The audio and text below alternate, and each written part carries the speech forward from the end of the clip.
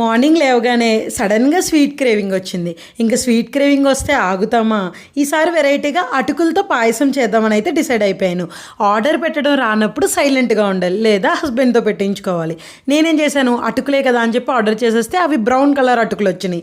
ఓకేలే ఇంకేం చేస్తామని ముందు అయితే శుభ్రంగా కడిగేసి నానబెట్టి పక్కన ఉంచాను.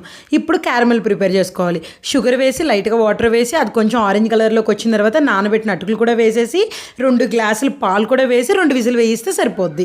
ఇప్పుడు ఏంటి అంటే మంచిగా నెయ్యి వేసేసుకుని జీడిపప్పు, గుమ్మడి గింజలు, కావాలంటే బాదం కూడా యాడ్ చేసుకోవచ్చు. నాకు బాదం అంత ఇష్టం ఉండదు కాబట్టి యాడ్ చేయలేదు. ఇప్పుడు అవి మంచిగా గోల్డెన్ కలర్లోకి వచ్చిన తర్వాత మన అటుకుల పాయసంలో వేసేసుకుని మంచిగా కలుపుకుంటే అంతే, మన అటుకుల పాయసం అయితే రెడీ అయిపోయింది. చాలామంది పాలు ఉండేలాగా చేసుకుంటారు. యాక్చువల్లీ పాలు పెరుగు మా హస్బెండ్ తినారనమాట, అందుకే పాలు లేకుండా పాలన్నీ ఇంకిపోయేలాగా చేశాను. మీకు కావాలంటే పాలుగా కూడా ఉండేలా చేసుకోండి. టేస్ట్ అయితే మాత్రం అదిరిపోయింది అనుకోండి.